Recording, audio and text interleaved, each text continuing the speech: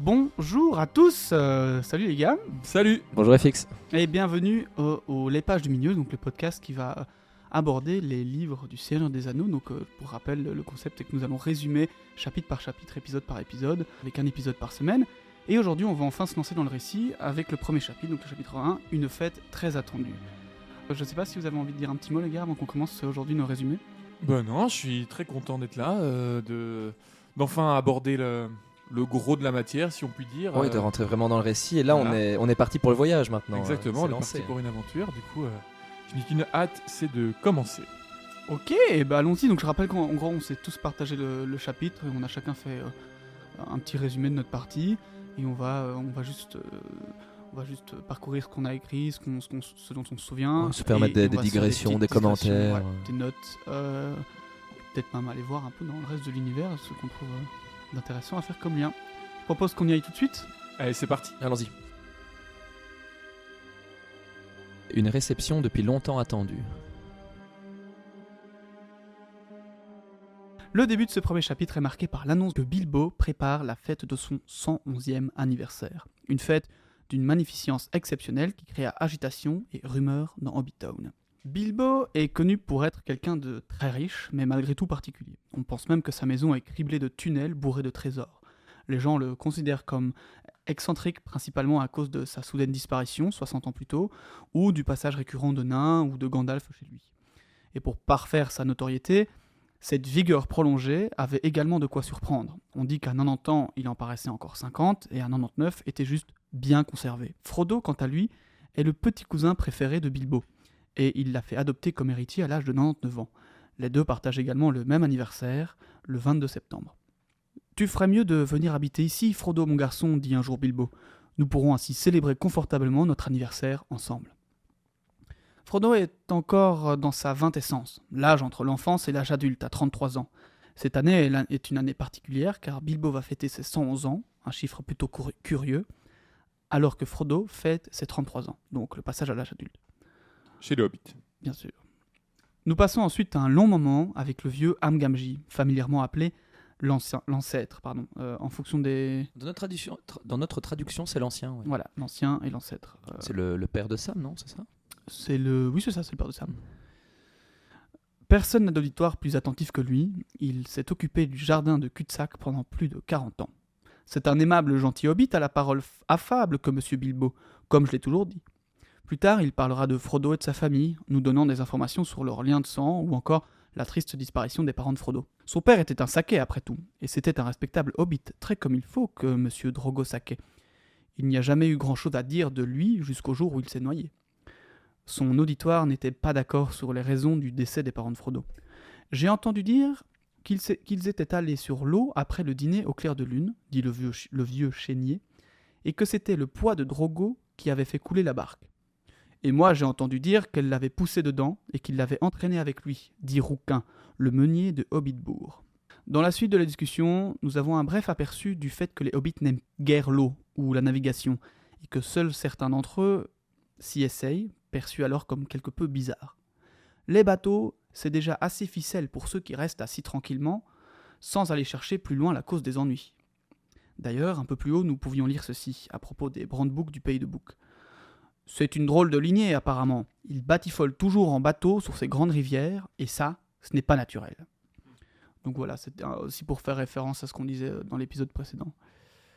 Et je pense d'ailleurs que on a quand même pas mal d'éléments, de preuves de tout ça avec Gollum qui était aussi de cette tranche qui allait beaucoup sur l'eau. Ouais. Donc je continue avec toujours le Amgamji qui parle un petit peu ici de la famille de Frodo. Monsieur Drogo, il avait épousé la pauvre mademoiselle Primula Brandebouc. Elle était la cousine germaine de notre monsieur Bilbo du côté maternel, sa mère étant la plus jeune des filles du vieux Touk. Et monsieur Drogo était son cousin issu de Germain. Ainsi, Monsieur Frodo est en même temps son cousin germain et son cousin issu de Germain. Son oncle a la mode de Bretagne des deux côtés, comme on dit. Enfin, si vous me suivez. C'est marrant qu'il parle de la mode de Bretagne d'Interdit Milieu. Oui, clairement. Qu'on se le Toujours dise. ce lien avec notre monde, C'est drôle. notre monde à nous. Donc on reprend une expression qui doit exister aujourd'hui, mais on la Ouais. place. C'est trop Ouais. drôle. Et d'ailleurs, voilà, on parlait de ça dans l'épisode précédent par rapport à. Il y a ce lien de sang, il y a Ceci dit, l'arbre généalogique de Bilbo et de Frodo, quoi. c'est peut-être dû à la traduction, hein, à la mode de Bretagne. Faudrait regarder dans la version originale Mhm. parce que peut-être que ça n'a rien à voir et qu'ils ont trouvé un équivalent. Ce serait étonnant quand même qu'on rajoute le mot Bretagne. Ouais, que s'il n'a pas été dit par Tolkien Ouais, lui-même. c'est possible. Ça, il faudrait le vérifier dans une version anglaise. Malheureusement, je n'ai que le Silmarillion dans cette langue. Voilà, mais donc on parlait des liens de sang, des liens entre Bilbo et Frodon. Donc on peut clairement voir que. Moi, j'ai pas compris en tout cas. Je sais qu'ils sont. Je le résumerai dans ma partie, Ouais. mais Ah, mais tu vois, c'est assez facile. ouais. Ouais. Donc voilà, donc on va reparler un peu de Bilbo. On va parler aussi un peu de cette fameuse colline. C'est un étranger qui parle. Il y a un gentil petit magot serré là-haut que j'ai entendu raconter, dit un étranger venu pour des affaires à Grande Cave dans le quartier ouest. Tout le haut de votre colline est truffé de galeries remplies de coffres et d'or et d'argent et de joyaux, d'après ce qu'on m'a dit. Amgamji répond « Eh bien, vous en avez entendu plus que je ne pourrais garantir, répondit l'ancien. Je ne sais rien de joyaux. Monsieur Bilbo ne regarde pas à l'argent, et il ne paraît pas en manquer. Mais je n'ai pas de connaissance du creusement de galeries. J'ai vu Monsieur Bilbo quand il est revenu il y a 60 ans pendant la vente. Et le voilà qui monte la colline avec un poney et des énormes sacs et 2 coffres. Je ne doute pas qu'ils étaient remplis pour la plus grande part de trésors qu'il avait ramassés à l'étranger, où il y a des montagnes d'or, qu'on dit, mais il n'y avait pas de quoi remplir des galeries. En tout cas, mon gars Sam doit en savoir un peu plus long là-dessus. Il est tout le temps fourré à cul-de-sac. Il est fou les histoires de l'ancien temps, et il écoute tous les récits de Monsieur Bilbo. Bilbo lui a appris ses lettres sans malice, remarquez bien, et j'espère qu'il n'en sortira aucun mal. Des elfes et des dragons que je lui dis « Mieux vaut pour toi et moi des choux et des pommes de terre. Ne va pas te mêler à des affaires de ceux qui sont au-dessus de toi, où tu vas aboutir à des ennuis trop gros pour toi. » Que je lui dis. Et je pourrais en dire autant pour d'autres. Nous entrons maintenant dans le mois de septembre, où le grand jour approchait. De plus en plus de chariots remplis de drôles de gens chantant des chansons étranges faisaient leur arrivée à Hobbitbourg, notamment des nains aux grandes barbes et aux grands capuchons. Leurs chariots étaient remplis de paquets. Ce fut ensuite au tour de Gandalf de faire son arrivée. Il portait un chapeau bleu à pointe, un long manteau gris et un cache-col argenté. Il avait une longue barbe blanche et des sourcils broussailleux qui ressortaient sur le bord de son chapeau. Là, on a tout un petit passage où on est un peu comme dans le film, ce moment où tu as tous les enfants qui le suivent en espérant avoir des petits feux d'artifice, et finalement ce sera Bilbo qui va un peu les éloigner en leur donnant quelques sous. Et comme tu disais dans l'autre épisode, la mention des nains aussi, qui Ouais. est complètement absente des films, quoi. Ouais, je trouve ça dommage parce que enfin voilà, on n'avait pas du tout évidemment les films du Hobbit et ce Ouais. lien. C'est complètement un choix d'adaptation pour simplifier le récit, Ouais. mais en même temps, ça n'aurait pas été très compliqué de rajouter quelques nains. Ouais, peut-être que finalement, ça aurait été difficile pour nous, juste personnes qui regardons les films, de différencier les nains des hobbits dans Ouais. un premier Oui. temps. On Ouais, préférait vraiment Ouais. séparer les races Ouais, ouais. pour qu'on les découvre une à une Ouais. par Ça la fait suite et pour que ce sûrement soit plus partie magique, de c'est plus l'essence. facile à aborder. Déjà que c'est un univers fantastique qu'on ne connaît pas du tout. Ouais, ça fait sûrement partie des raisons pour lesquelles ils ont dû prendre ce genre de décision, quoi. Ouais. C'est déjà très dense en plus, hein, le début, enfin, en tout cas des films. Du coup, toujours en parlant de Gandalf, il était réputé dans la comté pour son maniement du feu, de la fumée et de la lumière. Ses vraies affaires étaient bien plus dangereuses, mais les gens du comté n'en savaient rien. Bilbo et Gandalf, une fois tous les paquets du magicien déchargés avec l'aide de quelques nains, s'assirent à l'intérieur, près d'une fenêtre avec vue sur le jardin. « Que votre jardin est éclatant, dit Gandalf. »« Oui, répondit Bilbo. Je l'aime beaucoup, comme toute cette vieille comté. Mais je crois que j'ai besoin de vacances. Vous voulez donc poursuivre votre projet ? » ?»« Oui. J'ai pris ma décision il y a quelques mois, et je ne l'ai pas changée. »« Très bien. Il est inutile de rien ajouter. Tenez-vous-en à votre plan, dans son entier, notez-le bien, et j'espère que cela réussira au mieux, pour vous et pour nous tous. Je l'espère bien. En tout cas, je me propose de bien m'amuser jeudi, et de faire ma petite farce. »« Qui rira, je me le demande, dit Gandalf, avec un hochement de tête. »« On verra, dit Bilbo. » Bilbo, après cela, envoyant enfin les invitations de la fête, submergeant la poste du village et obligeant à faire appel à de nombreux facteurs surnuméraires, qui donc allaient vraiment sur toutes les collines en courant pour apporter les lettres, et évidemment chacun allait renvoyer sa lettre pour accepter, dire qu'il allait passer, etc. Un peu toutes des formules de politesse comme il écrit dans le livre. Un écriteau fit son apparition sur le portillon de cul-de-sac. Accès interdit, sauf pour affaires en lien avec la fête. mais même ceux qui se prétendaient venir pour la fête étaient rarement admis. Depuis que Gandalf était arrivé, d'ailleurs, il est dit qu'on ne vit plus beaucoup Bilbo et qu'il préparait surtout la fête, mais aussi son départ, etc. Et enfin, la fête arriva, en même temps que le soleil, heureusement. Bilbo appelait ça une fête, mais c'était en réalité un ensemble de distractions réunies en un seul événement. Les convives venaient de toute la comté. Bilbo avait fait quelques oublis dans les invitations, mais ceux qui furent oubliés vinrent quand même, et Bilbo les accueilla tous personnellement. Quand tous les invités eurent été individuellement accueillis et eurent finalement passé la porte, il y eut des chants, des danses, de la musique, des jeux et naturellement à boire et à manger. En cette occasion, les cadeaux étaient exceptionnellement beaux. Les jeunes hobbits étaient tellement excités qu'ils oublièrent presque un moment la question du manger. Ça donne quand même envie, hein, moi, cette C'est fête. clair. C'est en pleine campagne, c'est toute la bouffe comprise, alcool, un beau cadre. Et le gars, même si t'as pas invité, il vient, il t'accueille, il sait qui tu es. Et Il vient t'accueillir, andiamo la Il va soirée. te mettre tout bien, quoi. Parce Ça- que ça devait être merveilleux. Mais n'empêche, mais c'est là qu'on se rend compte aussi qu'il est riche, hein, Bilbo, parce qu'il est capable de payer de la bouffe pour tout le monde, de servir du vin à volonté, de permettre.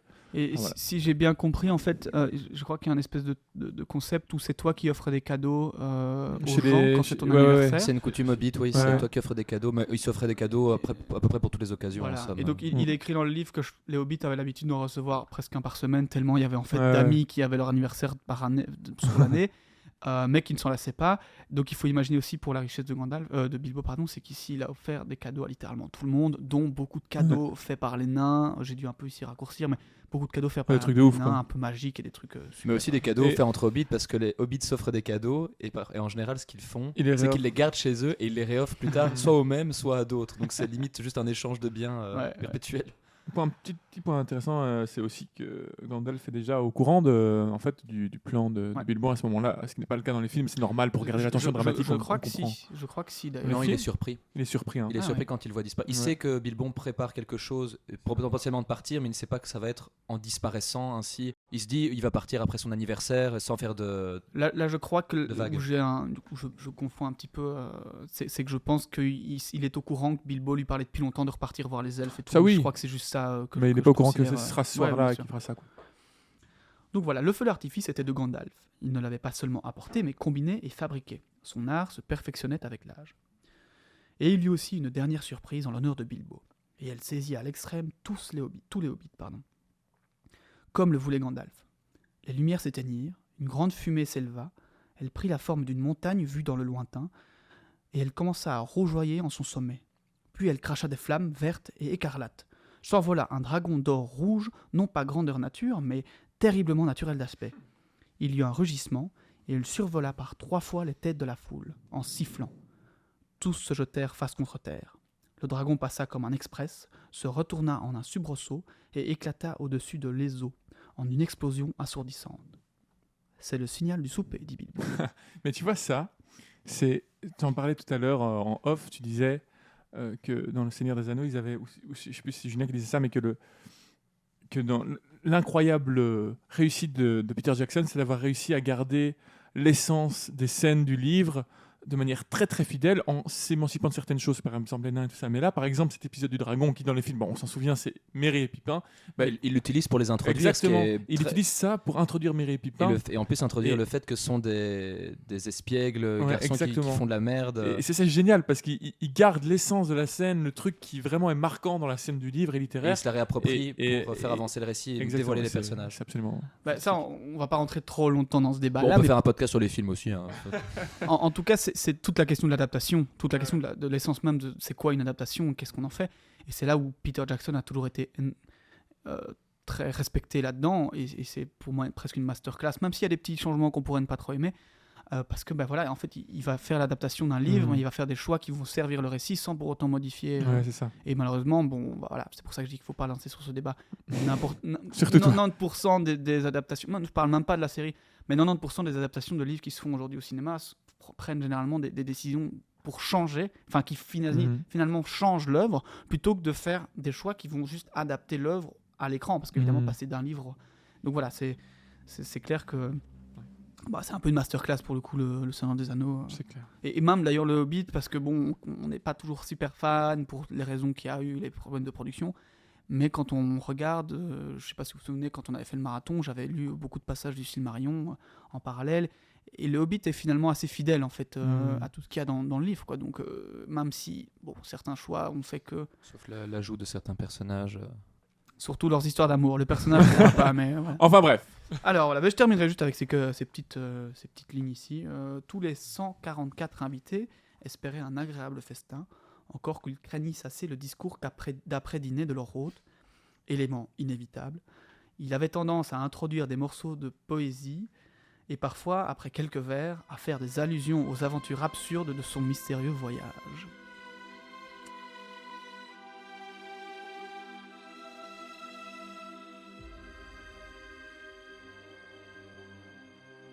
Donc, après le banquet, plus ou moins, vint le discours. Les hobbits étaient maintenant d'humeur tolérante et à ce stade où l'on remplit les derniers coins, comme ils disent. Ils sirotaient leur dernière boisson ou grignotaient leur dernière friandise, prêts à écouter et applaudir n'importe quoi. « Mes chers amis !» dit Bilbon en se levant de sa place. « Silence !» crièrent des hobbits. Bilbon quitte alors sa place et va grimper sur une chaise sous un arbre illuminé. Tous pouvaient le voir, là debout, agitant une main en l'air pour prendre leur attention, tandis que l'autre main était enfouie dans sa poche. « Mes chers Baggins et Boffin, reprit-il, et mes chers Touc et Brandebouc, Fouille, Boulot, Fouine, Sonnecor, Bolger, Sanglebuc, Bravet, Trougrixar et Belle-Pied, Beau pied, grilla un vieux hobbit au fond du pavillon. Fier pied. C'est génial parce que c'est encore une fois, c'est dans les films, c'est parfait, quoi. Et aussi mes bons saquets de besace dont le retour enfin à cul-de-sac est le bienvenu. Ce jour est celui de mon 111e anniversaire. J'ai un décante et un an aujourd'hui. Bon anniversaire, cria-t-on en martelant joyeusement les tables. C'est le genre de discours que les hobbits appréciaient, clair et bref. Ah, c'est drôle parce qu'on sent la malice de Bilbon qui salue avec un plaisir certain les Saquets de Besace. Donc c'est la famille de son oncle Longon Saquet et Camélia Besace qui sont les héritiers directs après lui en fait de cul-de-sac. Et il les salue un peu de manière respect parce qu'il sait que eux ils attendent qu'une seule chose, c'est d'avoir leur... En fait, il crève, hein, tout simplement, d'avoir ce cul-de-sac. Mais sauf que lui, il a prévu de le filer à Frodon. Ils ne me pardonneront jamais de toujours être en vie. Ouais, il dit ça à un moment. Donc, Bilbon continue. J'espère que vous avez tous autant de plaisir que moi. S'ensuit des brouhahas, des trompettes, des cornets, de la musique. De nombreux hobbits pensent en fait que le discours est fini. Et même Everard Touc et Mademoiselle Mélilo Brandebouc grimpent sur une table et commencent à danser une salte ronde, une danse dite jolie mais assez vigoureuse. Voilà. Mais Bilbon n'en a pas fini. Il saisit un cornet d'un enfant à proximité, sonne 3 grands coups pour arrêter tout le monde, et il dit « Je ne vous retiendrai pas longtemps. Si je vous rassemble ici, c'est pour une raison. » Quelque chose dans sa voix fit grande impression et le silence se fait. Pour 3 raisons, en vérité. Bon, Bilbon, voilà, il ne peut jamais vraiment s'arrêter. Hein. Tout d'abord, pour vous dire que je vous aime tous intensément, et qu'un décante et un an sont un temps trop court à vivre parmi de si excellents et admirables hobbits. Je ne connais pas la moitié d'entre vous à moitié autant que je le voudrais, et j'aime moins que la moitié d'entre vous à moitié aussi bien que vous le méritez. Hein, cette phrase aussi culte, complètement culte. Il dit de ça quelques applaudissements, mais bon, la plupart des hobbits n'avaient même pas compris ce qu'il avait dit. En second lieu, je vous invitais pour célébrer mon anniversaire, mais aussi notre anniversaire, car effectivement, c'est aussi l'anniversaire de Frodon, et il précise, mon héritier et neveu Frodon. Schlack. Encore un petit coup les saquets de Besace. Les saquets de Besace. Boum. Et donc là, les saquets de Besace, Tolkien précise, les saquets de Besace se renfrognèrent, hein, se demandant ce que signifiait entrer dans son héritage. Hein, bon, voilà. Bon, en vrai, c'est drôle parce qu'il les tacle toujours un peu souvent, mais les saquets de Besace ont plutôt raison d'être un peu dégoûtés parce qu'effectivement, ce sont ses héritiers directs. Et Frodon, comme on l'avait dit aussi au dernier épisode, c'est que Frodon, en fait, il est plutôt éloigné. Oui, c'est l'arrière. Un cousin lointain. En fait, c'est l'arrière-grand-père de Frodon est en fait le frère du grand-père de Bilbon. Bon, faites ce que vous voulez pour comprendre ça, mais c'est plutôt éloigné sur un arbre généalogique. Il est vraiment à l'autre bout. Voilà, donc les saquets de Besace, on peut comprendre. Après, il est dit aussi que c'est surtout, comment elle s'appelle Lobelia qui veut qui veut lui voler ses cuillères en argent depuis 60 ans. Exactement, mais Lobelia, elle n'a rien à voir avec la famille, elle est mariée en fait à son cousin. Est-ce que tu as le lien de parenté entre le mari de Lobelia et Bilbo ? C'est Othon. Frère. C'est Othon Saquet en fait, le mari de Lobelia. C'est le frère de Bilbo. Ah ok. Ouais. Ah oui, je savais pas ça. En fait, c'est les prétentions et leur avidité pour les biens de Bilbon, ça date depuis son départ à Erebor, vu qu'il est parti pendant 1 an et demi. Et bah pour eux, parti aussi longtemps, c'est comme s'il était mort. c'est presque dans leur juridiction, je pense, Hobbit, c'est quand tu abandonnes aussi longtemps tes biens, bah, il est Ouais. admis que c'est à la. Et c'est Comment on dit, c'est libre service, tu viens de servir, et d'ailleurs quand il revient de son expédition Erebor, il découvre qu'en fait tous les hobbits se sont partagés ces biens dans la comté, notamment les saquets de besace, Lobelia et Othon.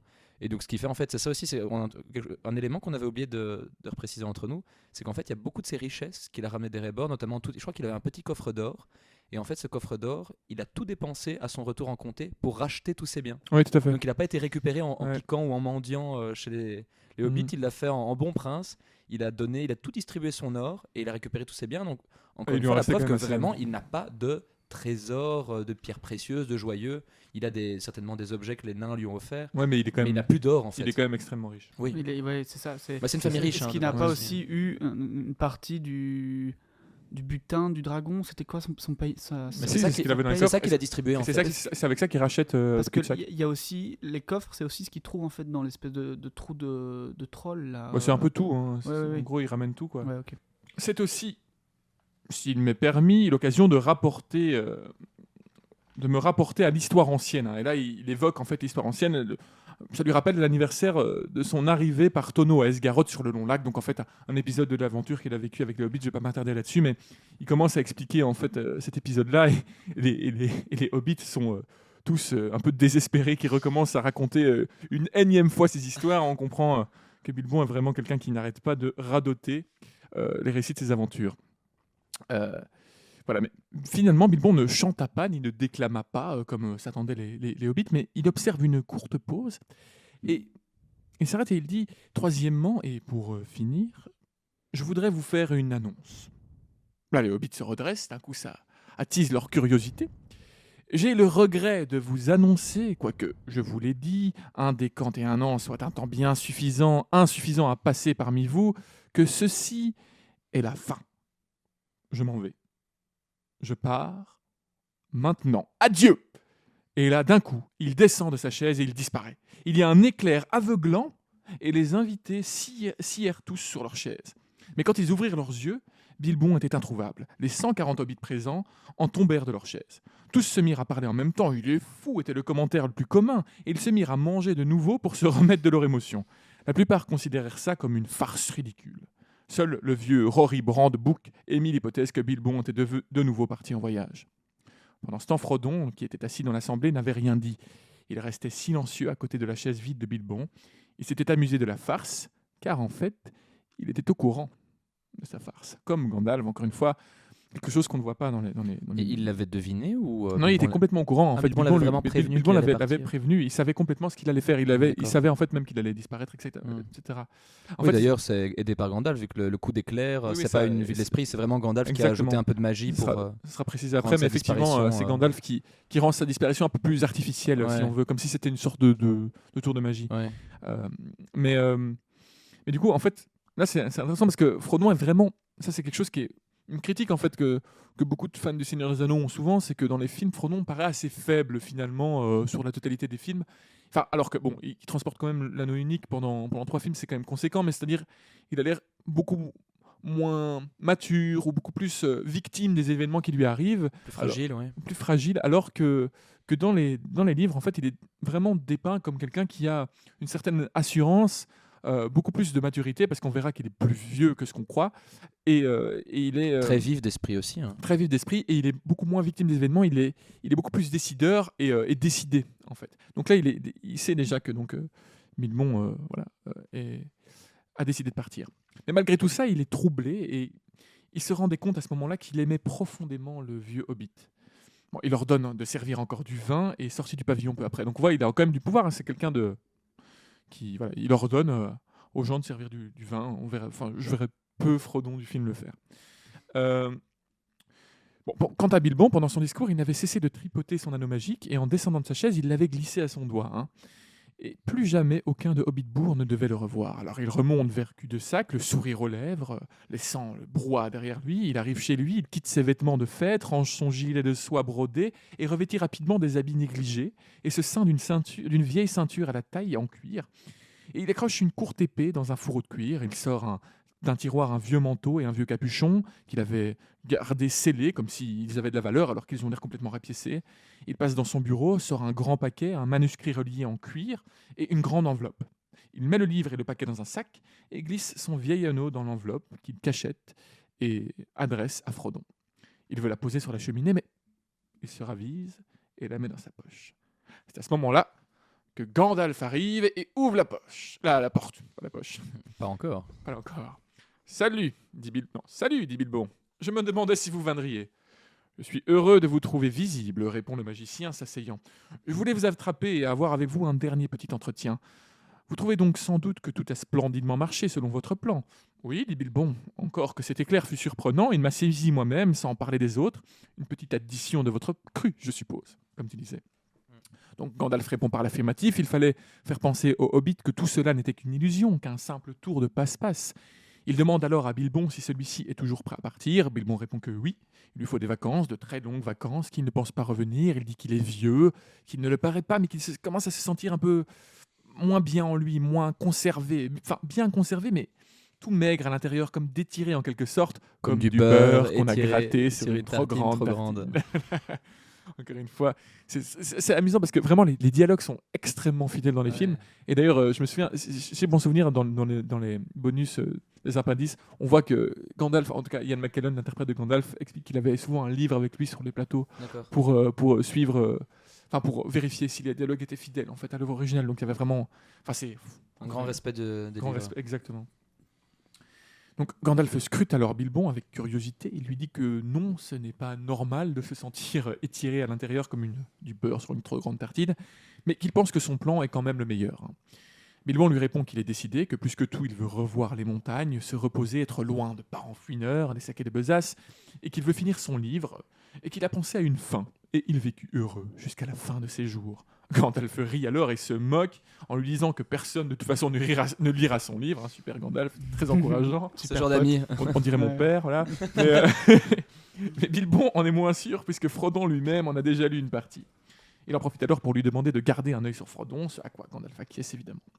Bilbon explique qu'il est certain que Frodon l'accompagnerait s'il lui demandait. À vrai dire, apparemment, Frodon lui aurait déjà proposé de le faire, mais il sent au fond que Frodon a envie de rester à la comté. Il n'a pas vraiment envie de voyager comme lui.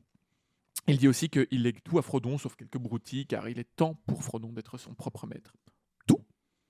Demande alors Gandalf. Même pas l'anneau. L'anneau ? Tu me spoil. Même l'anneau. Vous en aviez convenu, vous le rappelez. Oui, je le suppose, balbutia Bilbon. Et où est-il ? Demande Gandalf. Dans une enveloppe, si vous tenez à savoir, dit Bilbon avec impatience, là, sur la cheminée. Enfin, non, dans ma poche. Il marque alors une hésitation. N'est-ce pas curieux ? Voyons. Se dit-il doucement à lui-même. Oui, après tout, pourquoi pas ? Pourquoi ne resterait-il pas ici ? Gandalf scrute alors Bilbon. Il y avait une lueur dans ses yeux. Je crois que je le laisserai derrière, Bilbon, dit Gandalf. Vous ne voulez pas ? Enfin, oui et non, maintenant que j'y suis, je n'aime pas du tout m'en séparer. Je puis le dire, et je ne vois pas vraiment pourquoi je le ferais. Pourquoi le voulez-vous ? Demanda-t-il. Un curieux changement se fit dans sa voix. Le soupçon et l'ennui le rendaient acerbe. Vous êtes toujours à me tarabuster avec mon anneau, mais vous ne m'avez jamais embêté au sujet des autres choses que j'ai acquises dans mon voyage, dit Bilbon. Non, mais il me fallait vous tarabuster, dit Gandalf. Je voulais connaître la vérité, c'était important. Les anneaux magiques sont, magiques, et ils sont rares et curieux. J'avais un intérêt professionnel pour votre anneau, pourrait-on dire, et je l'ai toujours. J'aimerais savoir où il est. Si vous allez de nouveau vagabonder, je le trouve aussi que vous l'avez eu assez longtemps. Vous n'en aurez plus besoin, si je ne me trompe, du tout au tout. La figure de Bilbon s'empourpre alors dans une colère, et une colère monte en lui, son visage se durcit ainsi que son ton. Il demande à Gandalf, pourquoi, après tout ? En quoi cela regarde-t-il Gandalf ? C'est à lui, cet anneau, à lui qu'il a échu.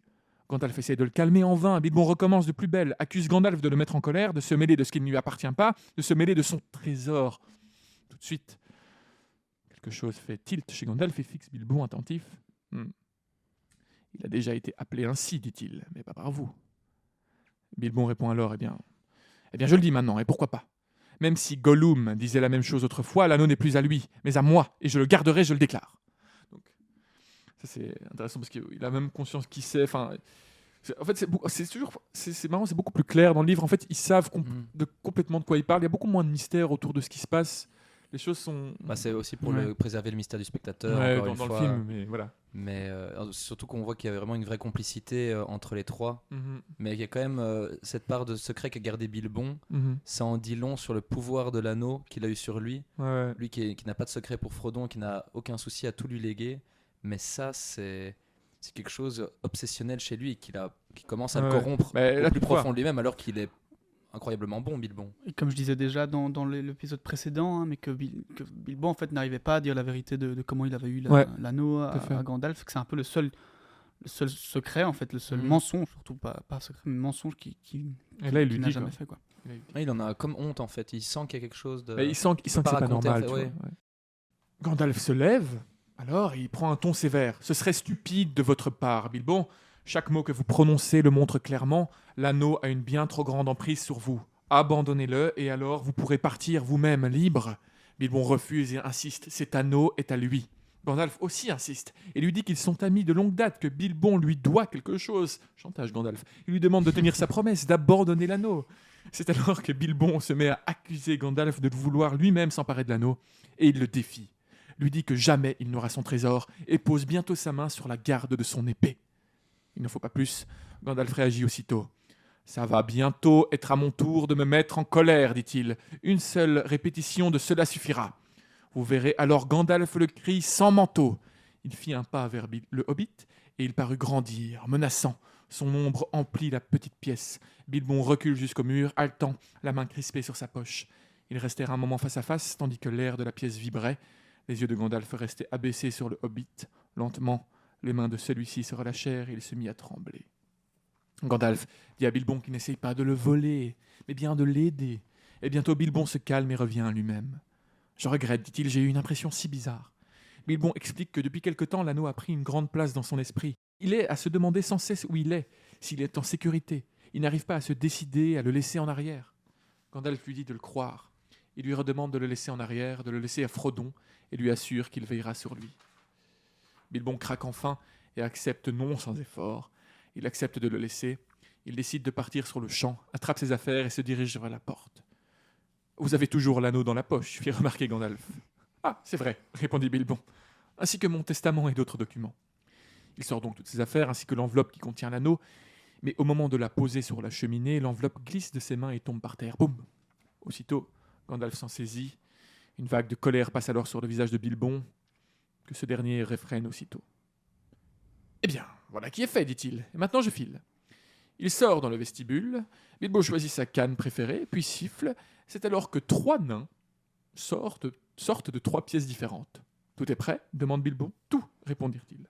C'est encore quelque chose, comme disaient les nains, mais en fait ils sont présents jusqu'à la fin. Quoi. Je trouve ça trop drôle parce que ça fait genre 15 minutes que Bilbon et Gandalf s'engueulent au sujet d'un anneau magique, genre hyper dangereux. Et les nains domestiques qui attendent dans la pièce à côté, qui n'osent pas rentrer. Truc gênant, ouais, c'est ça. Il faudrait faire... Je voudrais... après peut-être. Master Si Disney avait racheté Seigneur des Anneaux, il y aurait un spin-off sur ces nains. Sur comment ils ont vécu ce moment, tu vois, le traumatisme. On va pas leur donner de mauvaises idées non plus. Non. Donc Bilbon sort alors dans la nuit obscure et après des adieux à Gandalf, se mit à chanter dans l'obscurité. La route se poursuit sans fin, descendant de la porte où elle commença. Maintenant, loin en avant, la route s'étire, et si je la dois suivre, si je le puis, la parcourant d'un pied avide, jusqu'à ce qu'elle rejoigne quelque voie plus grande, où se joignent maints chemins et maintes courses. Et vers quel lieu alors? Je ne saurais le dire. Chouette, parce que ça, c'est la première chanson de l'œuvre du Seigneur des Anneaux. Ouais. Et il y en aura beaucoup, parce que ça, c'est aussi bien dépeint, je trouve, dans les films. Mais c'est vrai que c'est une œuvre indéniablement musicale, dans le sens où même la création de l'univers est décrite par Tolkien comme un chant, une musique qui aurait été faite par les dieux. Hein. Oui, bien sûr. Ouais. Et c'est vraiment la poésie, le chant, la musique a une place extrêmement centrale dans l'œuvre de Tolkien. Et c'est parsemé de poèmes en tout genre et de chansons qui sont dites des chansons, on va pas les chanter, on pourrait essayer, mais ce serait peut-être un peu laborieux. Ouais. C'est d'ailleurs dommage, je trouve, quand on lit, c'est la vie, c'est comme ça, hein, mais même si nous on est un peu musiciens et je pense qu'il y en a d'autres qui le sont encore plus, mais c'est dur de pouvoir en fait se représenter ces chansons. Ce qui est d'ailleurs chouette, pour revenir encore une fois avec les films, mais qu'il y en ait plusieurs qui soient, mais qui soient remises en chanson. La maison est derrière le monde des vents, d'ailleurs, qui Ça, c'était une création pour le film. Non, alors pas totalement. C'est l'air qui a été. Mais L'air a été créé, il y a- mais les paroles étaient déjà existantes.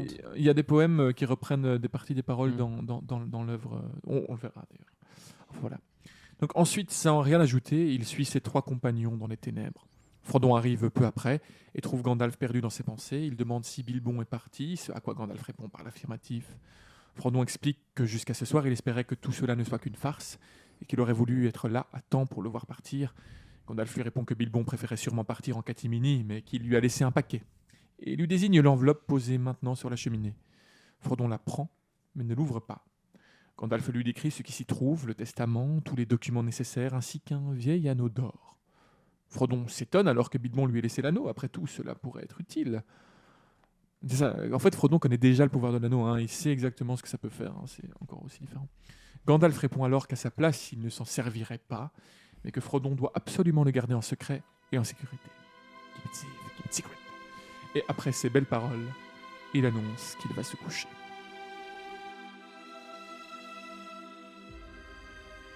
Gandalf étant allé se coucher, Bilbon maintenant parti, il ne reste plus que Frodon, qui est désormais maître de cul-de-sac. Alors, tandis que les rumeurs circulent sur la disparition de Bilbon, Frodon prend la responsabilité de dire au revoir aux invités et de clôturer la fête. Alors, le lendemain, pendant que des invités continuent de ranger le champ où avait lieu la fête, d'autres hobbits arrivent en nombre en comté et créent une importante animation. Frodon prend soin de les accueillir, mais n'est guère plus précis sur le départ de Bilbon, une des principales raisons de leur venue. Sa réponse à toutes les questions était simplement la suivante. Monsieur Bilbon Saquet est parti définitivement, pour autant que je sache. Frodon invite certains visiteurs à entrer pour leur léguer des cadeaux de la part de Bilbon qu'il leur a préparés en vue de son départ. Cadeaux qui avaient été préparés d'ailleurs avec un certain humour. Pour Milon Fouine, dans l'espoir que ceci lui sera utile, de la part de Bilbon Saquet, une plume et un encrier d'or. Milon ne répondait jamais aux lettres. À l'usage d'Angelica, de la part d'oncle Bilbon, sur un miroir rond convexe. C'était une jeune Saquet qui considérait trop manifestement son visage comme attrayant. Pour la collection de Hugo Sanglebuc, de la part d'un contributeur, sur une bibliothèque vide. Hugo était un grand emprunteur de livres et en dessous de la moyenne pour ce qu'était de les rendre. Pour l'Obélia Saquet de Besace, en cadeau, sur un coffret de cuillères d'argent. Bilbo la soupçonnait d'avoir acquis une bonne part de ses cuillères durant son absence au cours de son voyage précédent. Donc nombreux paquets vont également aux plus pauvres hobbits de la région, et la plupart étaient fort utiles. Des outils de jardinage, vêtements, nourriture, des bouteilles de vin, des patates pour le père de Sam. Il avait vraiment le sens du détail. Il connaît les bonnes choses. Qui était son jardinier, donc il offre à son jardinier ce qu'il cultive pour lui. Potatoes. T'aimerais bien que pour ton anniversaire, je t'offre un gros sac de patates ou quoi? Ouais, j'aimerais bien que tu m'offres un gros sac de patates. Mais c'est dit dans les passages précédents, on n'a pas lu, mais que ouais, c'est vraiment Bilbo a demandé à Amgamji tous les conseils qu'il pouvait avoir sur les patates, parce qu'il les, Oui, il le traitait avec beaucoup de respect et il apprenait bien. beaucoup de lui. Hein. Ouais. L'ancien était très, très réputé pour tout ce qui était jardinage. Bah, c'est la famille, je crois, des plus grands réputés comme les meilleurs jardiniers, je pense, de leur région, en tout cas, les Gamgee. Et pour Frodon était légué tout le reste du coup, à savoir ses biens les plus précieux, les livres, les tableaux, meubles, ses trésors d'Erebor, ainsi que l'anneau, comme tu le disais. Mais Frodon n'a pas encore le temps de se reposer, qu'il a encore fort à faire, car une autre rumeur circule comme quoi tout le contenu de la maison serait à donner. Alors, bien qu'aidé par l'arrivée de Merry, il doit donc gérer tout ce petit monde, renvoyer les importuns chez eux, calmer les disputes, et surtout s'occuper des Saquets de Besace, Lobelia et Othon, qui depuis toujours convoitent les richesses de Bilbon, et maintenant de Frodon.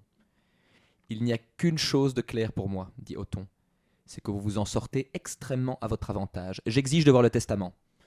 Sans l'adoption de Frodon, Othon aurait été l'héritier de Bilbon. Il lut soigneusement le testament et eut un reniflement de mépris. Le document était malheureusement tout à fait clair et correct. « Refais encore, dit-il à sa femme, et après avoir attendu 60 ans. Des cuillères, fichaise !»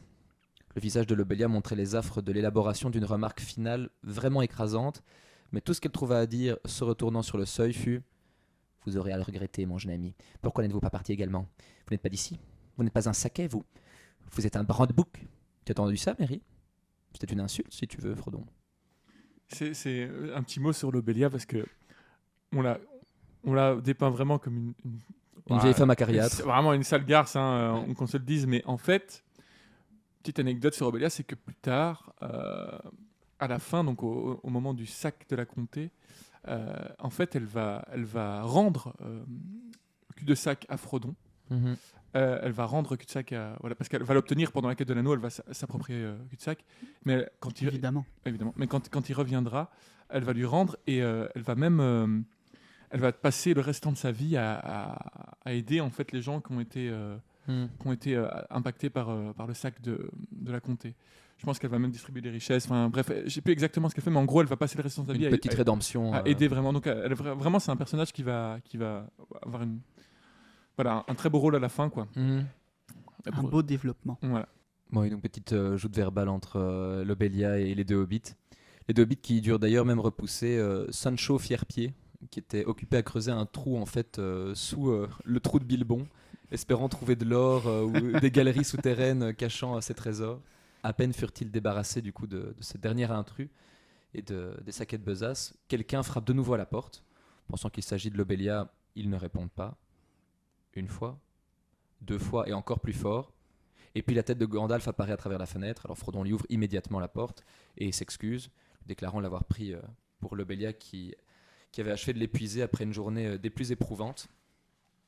Et il lui déclare « Franchement, j'ai failli essayer l'anneau de Bilbon. Je n'avais qu'une envie, c'était de disparaître. Ne faites pas cela, dit Gandalf, s'asseyant.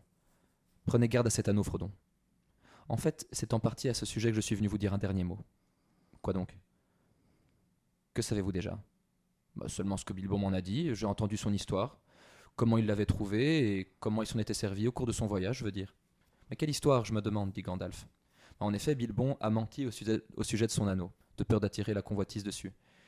Il y a 2 versions sur sa découverte, une officielle racontée et transcrite dans son livre rouge, et la réelle qu'il n'a racontée qu'à Gandalf et Frodon.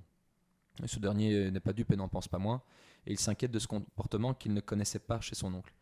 C'est alors que Gandalf en profite pour mettre en garde le jeune hobbit. De curieuses choses peuvent arriver aux gens qui possèdent pareil trésor, s'ils s'en servent.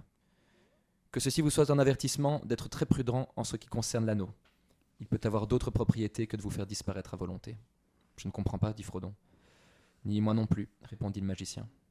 Je viens seulement de commencer à m'interroger sur cet anneau, surtout depuis l'année dernière. Il y a matière à s'inquiéter. Mais si vous m'en croyez, vous l'utiliserez très rarement, sinon pas du tout. Je vous demande au moins de ne vous en servir en aucune façon qui soit de nature à faire jaser ou à susciter des soupçons. Je vous le répète, gardez-le en sécurité et gardez-le secret. Vous êtes bien mystérieux, que redoutez-vous ? Je n'ai aucune certitude, je ne parlerai donc pas davantage. Peut-être pourrai-je vous dire quelque chose quand je reviendrai. Je pars tout de suite. Ainsi, c'est un au revoir pour le moment. Il se leva. Tout de suite, s'écria Frodon. Je croyais que vous restiez encore au moins une semaine. Je comptais sur votre aide. Telle était mon intention, mais j'ai dû changer d'idée. Il se peut que je sois absent un bon moment, mais je reviendrai vous voir, aussitôt que je le pourrai. Attendez-moi pour quand vous me verrez. Je viendrai en catimini. Je ne reparaîtrai pas souvent ouvertement dans la comté. Je m'aperçois que je suis devenu plutôt impopulaire. On dit que je suis un gêneur et un trublion. D'aucuns m'accusent positivement d'avoir fait disparaître Bilbon par enchantement, ou pire. Si vous voulez le savoir, on suppose qu'il y a eu complot entre vous et moi pour nous emparer de sa fortune. D'aucuns, s'exclama Frodon. Vous voulez dire Othon et Lobelia ? Quelle abomination ! Je leur donnerais cul-de-sac et tout le reste, si seulement je pouvais ramener Bilbon et aller battre le pays avec lui. J'aime la comté. Mais je commence à souhaiter en quelque sorte d'être parti aussi. Je me demande si je ne le reverrai jamais. Gandalf le salue et s'en va, d'un pas lourd et courbé, ce qui ne manque pas d'alerter Frodon qui ne le reverra pas avant bien longtemps. Il est intéressant du coup dans cette fin de chapitre de voir à quel point Frodon dispose des affaires de Bilbon avec un grand soin et il s'en occupe comme un garant très responsable, attentif, avec beaucoup de respect et de sagesse déjà on pourrait dire. Et très ferme et diplomate aussi avec tous les visiteurs qui arrivent à cul-de-sac. Il y a aussi, je trouve, déjà cette notion de fardeau et de responsabilité en fait. Il hérite de toute la fortune de Bilbon, il ne lui a pas demandé, mais il l'accepte, il s'occupe de transmettre ses biens, il garde les autres, et c'est déjà, je trouve, un rappel de ce qui va lui arriver avec l'anneau aussi, qui lui arrive par ce legs, et ce qu'il va devoir en faire par la suite, aller le détruire. Ce ne sont pas des choses qu'il demande, mais elles lui tombent dessus, et il s'en occupe quand même. Et je trouve qu'il y a un énorme rapport avec son départ à la fin de l'histoire, où là il dit déjà je me demande si je devrais pas partir. Comme tu dis, il y a déjà cette idée de fardeau, bon ici qui est... Cette envie d'être là et en même temps ce besoin ou cette cette nécessité, il doit partir Ouais, à un c'est ça, moment. quoi. Moi, je trouve que c'est énormément en relation avec la fin de son histoire, où là, il dit voilà, je suis obligé de partir à cause de ce qu'il a vécu. Et ouais, je sais pas, je trouve que c'est assez bien. C'est un tiraillement qui a tout au long de l'histoire entre son amour pour la comté et son goût de l'aventure que Bilbon lui a transmis. Et puis plus tard, devoir partir dans les terres immortelles, rester en comté. Et puis aussi, pendant son aventure, au moment les plus critiques, c'est cette possibilité de faire demi-tour, d'abandonner, tout arrêter. Et en même temps, c'est de sa responsabilité, il l'a prise, il l'a décidé. Mais Ouais, bien qu'elle lui soit tombée dessus par hasard, par le destin, mais il doit d'abord accomplir sa tâche, quitte à ne peut-être jamais revoir la comté. J'ai l'impression qu'il y a déjà dans cette phrase cette idée de fatalité de Frodon, quoi. Et d'épuisement aussi, hein. Déjà Ouais. après cette première journée où il a juste dû gérer des invités et le départ de Bilbon, il est déjà épuisé. Et il voit que Gandalf aussi est épuisé. On sent qu'il y a déjà cette notion de fardeau, elle est déjà là. Ouais.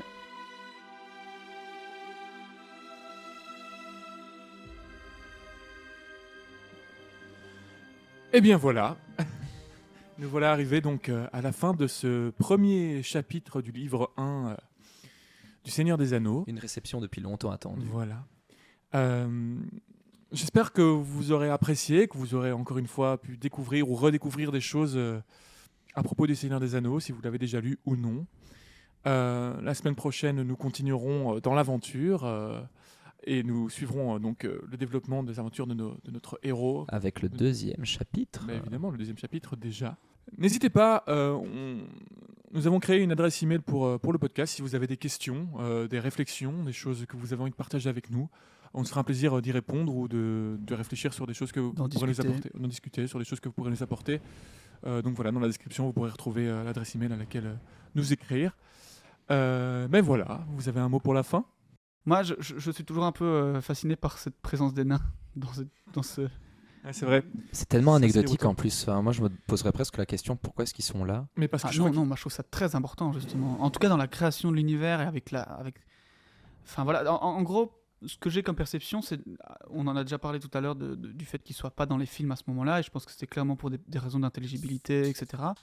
Mais je trouve que c'est tellement... Ça rend l'univers en fait beaucoup plus complet et fort que d'avoir... Parce qu'en fait, dans les films, ce que ça donne un petit peu, c'est cette image que les races ne se mélangent vraiment pas du tout, que les elfes, tu peux les voir dans les bois une fois tous les 50 ans, alors que c'est un peu le cas, mais en même temps, ils sont au Greyhaven juste à côté, que les hobbits peuvent un peu les voir. Ouais. Donc c'est pas, ça donne un peu ce truc de ségrégation. Et ce qui fait sens, en tout cas dans les films de Tolkien, la manière dont il traite son dans les films histoire, de Jackson, tu veux dire. de Jackson, pardon, dans ses films, la manière dont il traite, on sent qu'il y a cette notion de conflit contre les forces du mal, premièrement, mais aussi entre les différents peuples, qu'il y a des grandes animosités. Donc moi je trouve, en tout cas dans son œuvre à lui, dans son adaptation, ça fait sens et c'est très cohérent que les hobbits soient renfermés sur eux-mêmes et ne soient pas belliqueux, que les hommes entre eux, entre différents peuples, ils ont des rancœurs et des tensions. Puis tu as les magiciens même entre eux qui ont des tensions et les elfes également. Donc moi je trouve que ça fait sens chez eux. Mais je crois que Dans cette œuvre, pardon. Je crois que déjà par rapport aux elfes, tu dis en fait, je crois que les hobbits sont quand même vachement renfermés sur eux-mêmes. C'est quand même une race qui n'a plus de contact avec les autres. Il le précise dans le prologue. Par exemple, avec les elfes, ils ont plus de contact. Et ça, ils en ont plus. Le dernier contact qu'ils avaient, c'était avec les tours qu'on pouvait voir à l'ouest. Mais ça, ils ont arrêté. D'ailleurs, il le dit. Hein, ils ont maintenant de l'animosité envers eux. On le disait dans le premier épisode. Ouais, c'est passé d'un désintérêt à de l'animosité et de la crainte. C'est de la crainte. Donc c'est vraiment, ils ne les voient plus. Quant aux hommes et aux grands de gens, il dit aussi qu'il les évite. Donc vraiment, il n'y a pas beaucoup de liens entre eux. Et je pense que le fait qu'il y ait des nains, c'est pas les hobbits qui ont vraiment des contacts avec les nains, c'est Bilbo. Oui, clairement. Et donc effectivement, c'est vrai que par contre, peut-être que il y a peut-être plus de contact entre les nains et les hommes que c'est montré dans les films ou ce genre de choses. Mais en tout cas, les hobbits sont une race, et ça c'est plutôt quand même bien montré dans les films, qui est repliée sur elle-même. Qui s'est un peu ostracisé. Ouais, complètement. Mais ça, je suis d'accord. Et puis je suis complètement d'accord aussi avec ce que tu dis, avec le fait que les nains sont là pour Bilbo et pas pour les hobbits. Mais je trouve ça très fort en fait dans cet univers qui est évidemment énormément étendu. Mais là, on va parler juste de ces 60 années, etc. 77 pour être un peu plus exact. Mais je trouve ça important en fait que les nains que les nains soient là, viennent à son anniversaire. Je trouve ça vraiment trop beau. Et on le sait aussi d'ailleurs, je le lisais dans un des passages. Enfin, en tout cas, que les nains de la compagnie avec qui il était reviennent régulièrement. D'ailleurs, c'est celui qui va reprendre la Moria, Balin. Balin, oui, qui revient régulièrement voir, Mm. enfin quelquefois en tout cas, revoir le Hobbit. Mais c'est vrai que Oui, ça fait et- sens par rapport à ça, excuse-moi. Ça fait contraste en fait du coup entre toutes ces peuples et ces races qui se cloisonnent et s'évitent ou se méprisent gentiment. C'est que de voir Bilbon, il a des contacts avec d'autres peuples et qui le respectent et qui l'apprécient, qui viennent l'aider, bah, ça permet aussi de voir que le personnage est quelqu'un de très ouvert et d'avoir une autre accroche en fait avec lui. Au-delà d'un excentrique qui a cet anneau, on voit que foncièrement c'est quelqu'un de très bon, très ouvert et on comprend aussi pourquoi Frodon est quelqu'un qui a facile qui a cette fascination pour les elfes comme Sam aussi, qui ont cette fascination pour les autres peuples que n'ont pas les autres hobbits. Parce qu'eux, ils ont été élevés aux histoires de Bilbon Mais je et trouve que de l'ancien. c'est aussi assez beau parce que c'est en fait une réminiscence de ce qui se passait dans le temps. Donc on sait aussi que cet univers, c'est aussi un peu l'univers de la, enfin, du fait que ça périclite, quoi. Alors que donc on a un peu tout le monde va s'éloigner petit à petit. Les gens vont même aller vers l'ouest, etc. Et donc on avait les hobbits qui se disaient étaient fort proches des nains. On avait les nains et les elfes qui au début étaient fort amis. On a l'exemple de Celebrimbor. Et je pense que c'est Durin 4 et aussi de celui qui a créé les anneaux avec lui. Enfin, soit, il y avait énormément d'amitié en fait entre les peuples, entre les races. Il y avait la dernière alliance, etc. Et aujourd'hui, on est dans un truc qui s'effiloche. Et on a Bilbo qui, lui, par contre, a encore des liens avec Elrond, avec... Ouais, c'est la fin d'un temps. Enfin, avec Elrond, je sais pas De s'il a tout le des temps, liens à même. ce moment-là. Si, vu qu'il est passé par là, il est passé par là. D'autant plus que quand tu te dis que les derniers hobbits à avoir ces liens privilégiés avec ces autres races et avoir vécu des aventures avec eux et à en avoir des amis, c'est Bilbon, Frodon et Sam qui sont les trois à avoir écrit, consigné ça dans le livre. Surtout quand on sait, parce qu'on s'était dit au précédent épisode, qu'ils n'avaient pas d'annales de Ouais. la comté, ils avaient juste des registres familiaux, des arbres généalogiques. Mais au final, c'est un peu eux qui ont le dernier livre, Merry qui ont et écrit Pépin aussi. Merry Pépin aussi, qui ont fait l'herbier de la comté notamment. Mais c'est un peu eux qui ont les derniers récits historiques en lien avec des hobbits de la comté et sur ce qui se passe dans le monde. Et ça en dit long. Et en plus, ils vont tous les trois partir sur les terres immortelles. Et Ils ça, vont quitter tous les trois cette terre. je vais un peu revenir sur mon passage du premier épisode où j'ai pas tout, où je me suis un peu arrêté vite parce que là en l'occurrence en fait on a plein d'éléments, enfin on a un peu plus d'éléments que j'avais pas mis dans mon résumé sur le fait qu'il y a par exemple le petit-fils de Peregrine Took qui va écrire, qui va devenir le Tain ou le Tain, je sais pas comment on dit, qui va lui-même demander à ce qu'on écrive, ce qu'on réécrive des versions du livre rouge. C'est des versions qui vont être gardées au Gondor. Il y a des versions qui sont demandées un des fils de Sam va en écrire aussi. Donc il y a vraiment pas mal de versions qui sont écrites un peu partout. Et donc c'est aussi toute cette histoire. Bon, on sait qu'ils ont des grandes familles. On a Sam, Merry, Pipin, toute leur grande famille, leurs descendants qui vont commander des livres, qui vont en faire des copies. Jusqu'à nos jours. Des copies qui vont être gardées au Gondor. Tolkien fait la dernière copie, techniquement. Techniquement, c'est... Techniquement, Tolkien fait la dernière copie. Ouais. Ah oui, c'est lui qui fait la dernière copie. Bah oui, c'est. Ah bah oui. C'est Oui. pas déjà une adaptation en final de... En gros, il relate les récits du livre rouge, mais c'est comme si c'est lui qui faisait Qui le était un des derniers Et encore, descendants on peut- presque. On peut aller plus loin, c'est le fils Peter de Jackson. Tolkien. Oui, Le fils de Peter Tolkien Jackson, qui fait oui. les. Oui, c'est vrai. Dans un sens. Oh, C'est vrai bah, que d'une certaine manière aussi, Jackson, et puis et surtout la série Amazon. Non, oui. je savais qu'il allait lâcher. Sur d'autres temps reculés. C'est pas non, c'est mais- pas la même Non, période. c'est pas la même C'est période. pas la même période. C'est vrai. Mais ça serait Non, eux, amusant de Ils ont fait voir. un faux. C'est quoi Faux livre Oui, rouge. le mal ne peut que corrompre, il ne peut pas créer. Bref. Non, mais ce serait Soit. amusant de voir une fiction sur comment Tolkien a eu avant de retranscrire lui, d'où ça venait sa version à lui. Est-ce il s'est réveillé un matin, il l'avait sur son lit ou... Je ne sais pas, mais c'est quand même drôle cette manière de présenter l'œuvre comme si c'était quelque chose. Enfin, en fait, si ça fait sens avec quand Ouais. tu connais le travail de Tolkien, le fait Oui. qu'il soit passionné de langue et donc de civilisation, mythologie. culture, passer mythologie, l'universitaire, etc. et que voilà, il a cette passion des histoires anciennes et donc il avait envie de créer une fausse vraie histoire ancienne, quoi. Et Une c'est- mythologie, je pense Ouais, qu'on peut Oui, utiliser et ce vu mot. qu'il a ouais, été une puisé vraie dans toutes les mythologie. mythologies Ouais. existantes pour créer celle-ci, donc Exactement, ouais. c'est tout à fait cohérent. Ouais, c'est marrant. Oui, je sais pas, j'avais regardé pas mal de trucs sur le roi Arthur. Enfin, j'avais entendu tu vois, sur le roi Arthur qui est finalement une œuvre fantasmée qui a été écrite au Moyen-Âge par des auteurs et qui a complètement été modifiée. On ne sait même pas si le roi Arthur en tant que tel a existé.